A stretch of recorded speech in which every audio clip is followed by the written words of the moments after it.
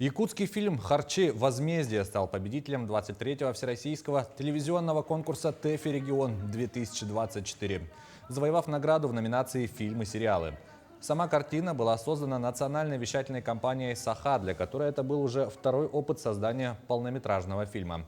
Над картиной работали режиссер Елена Эверстова, продюсер Марфа Пермякова, сценарист Евгения Давыдова, а также съемочная группа и профессиональный актерский состав.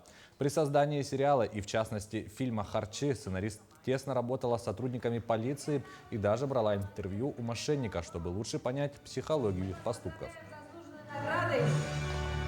У нас кинопроизводство в республике в целом очень развито. Сейчас все говорят о феномене якутского фильма, да, якутского кино, но также мы хотели объявить то, что у нас еще снимаются якутские сериалы помимо фильмов. И мы ничем не отстаем от наших коллег, от других региональных телеканалов. Да? Мы знаем, что есть такие опыты тоже, где снимаются сериалы и фильмы, но среди них мы в этом году оказались лучшими.